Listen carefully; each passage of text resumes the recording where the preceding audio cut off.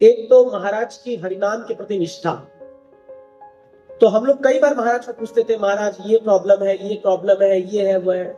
महाराज हमेशा कहते थे, chant your rounds nicely, chant हर एक शब्द नाइसली। इवन मैंने सुना है कि मान लो अगर कोई दंपत्ति है, कोई हस्बैंड वाइफ है, वो झगड़ा लेके आए हैं और कुछ हो गया, ऐसा कला हो गया, वो पूछते थे महाराज व्हाट इज सॉल्यूशन।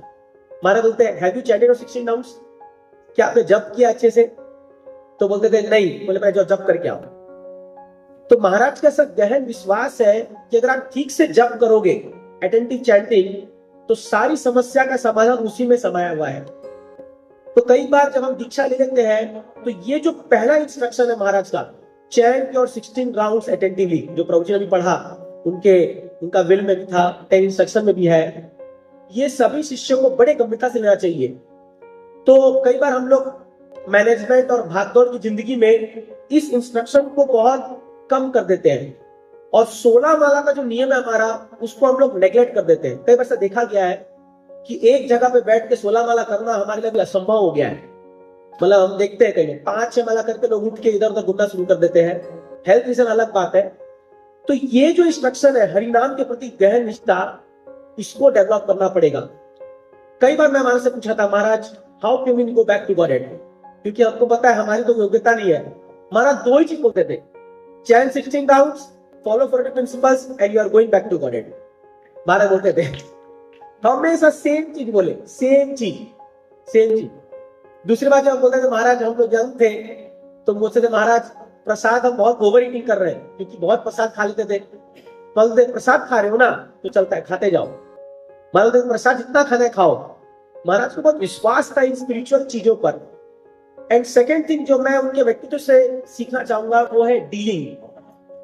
कभी भी आप देखोगे नहीं महाराज, चाहे वो छोटे छोटा व्यक्ति हो, एक चपरासी क्यों ना हो, चाहे बड़े से जीवीसी क्यों ना हो, इतने अच्छे से उसे व्यवहार करते थे कि उस व्यक्ति को फील होता था कि मैं इंपॉर्टेंट हूं। कोई भी एक ड्राइवर भी क्यों ना हो जो महाराज को लेकर के ड्राइव पे जाता था, तो महाराज हम लोग आप सोचिए, हम लोग क्या है, महाराज के हम पोते के उम्र के होंगे, मतलब एकदम बच्चे उनके सामने, और हम जब कुछ सेवा करते थे महाराज की, कोई मसाज करना या कुछ भी मांगते थे, थैंक यू प्रभु, थैंक यू प्रभु बोलते थे महाराज। सोचिए कितने कॉशियस है महाराज, प्रभु बोल के बुला रहे अपने डिसाइपल्स को। आजकल एक चलन चल गया है जो अच्छा नहीं है कि लोग इस्कॉन में भी व्यक्तियों के नाम से पुकारते हैं, और वो भी शॉर्टकट नेम या ऐसे करके पुकारते हैं। ये वास्तव में सही नहीं है। बट आप महाराज का व्यक्ति सीखते कभी भी किसी को अनादर पूर्वक नहीं बोलते थे, या कभी किसी को ऐसा चिल्ला करके डांट करके या अकड़ में नहीं बोलते थे कि उसको डिस्करेज हो, कोई भी हो व्यक्ति हो, कोई भी। क्यों? क्योंकि महाराज सबको जोड़ के रखे। देखिए, और मैंने देखा महाराज कभी भेदभाव नहीं किए, कभी भी नहीं। वो जिसके भी डिसाइपल हो, पूरे इस्कॉन में कोई भी गुरु के डिसाइपल हो, महाराज को इतना सम्मान देते थे, इतना सम्मान देते थे, क्योंकि महाराज उसको इस्कॉन का मानते थे। तो एक अपार व्यक्तित्व जो पूरे दुनिया को साथ में लेके चल रहा है, ये होना असंभव है। हम लोग कई बार बहुत पर्सनलाइज होते हैं, मेरा व्यक्ति, मेरा चेला, मेरा काउंसलिंग, मेरा ये, मेरा। इवन हम भक्ति में आने के बाद भी मैं और मेरा में छूटे नहीं हम लोग। और यही तो बात ऋषभ देव कहते हैं ना, अहम ममेति। तो ये अहम ममेति छूटता नहीं है। बट हम गुरु महाराज के इस व्यक्तित्व में देखे हैं कि महाराज इतना विशाल हृदय के थे कि जो लोग भले इस्कॉन से छोड़ के भी जा रहे हैं, महाराज उनको पकड़ के रखे हुए थे। तो मैं कई लोग को ऐसे सुना हूं जो इस्कॉन के अगेंस्ट हो सकते हैं, बट कभी महाराज के अगेंस्ट नहीं हुए। महाराज के वो हमेशा प्रेम रखते थे, हमेशा। तो ऐसा होल्ड रखने के लिए कितना अपार हृदय चाहिए। ऐसे महान व्यक्तित्व के संपर्क में हम लोग आए, ये हमारे जीवन की सफलता है वास्तव में।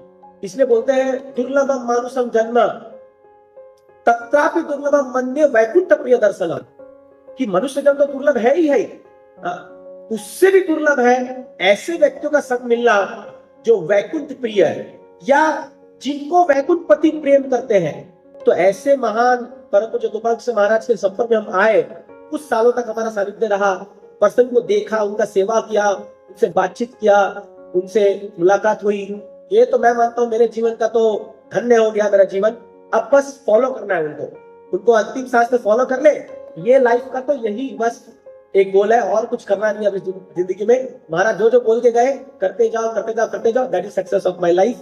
एंड इसी के साथ मैं प्रार्थना करता हूँ, महाराज प्लीज आपके इस भव्य मंदिर में, क्योंकि ये विजन महाराज का, महाराज ने सारे भक्तों को लाया और महाराज ने जो जो कहा था वो सब हो रहा है। महाराज कहते थे हम लोगों की वेट करो। जब लोग 8-10 साल पहले आए थे यहाँ पर, उस समय कुछ नहीं था, मतलब मॉर्निंग प्रोग्राम के बाद पूरा उजाड़ लगता था। तो महाराज ने वेट करो, ऐसा समय आएगा जब इतने लोग आएंगे कि तुम संभाल नहीं पाओगे। महाराज बोलते थे ये बात, और आज वही दिन आ गया। देख लीजिए वो हो रहा है। इतने लोग आ रहे हैं कि हम लोग देख करके भैया नहीं संभाल पाएंगे। पूरा जब ओपनिंग में तो स्टैम्पेड का सिचुएशन आ गया था ऐसा। तो गुरु महाराज प्योर भक्त, शुद्ध भक्त भगवान के, वो जानते हैं कब क्या कैसे होना है। उनकी आज्ञा को पालन करेंगे, हमारा जीवन सफल हो जाएगा। तो इसी के साथ मैं प्रणाम करता हूँ महाराज को कि प्लीज आशीर्वाद दें, हम सब मिलके इस मंदिर का गुणगान और बढ़ाए ताकि पूरे दुनिया में इसकी गाथा गाए जाए और ये गोपाल कृष्ण महाराज का टेम्पल करके फेमस हो जाए पूरे दुनिया में। ये हम आशा करते हैं। बहुत बहुत धन्यवाद। हरे कृष्ण।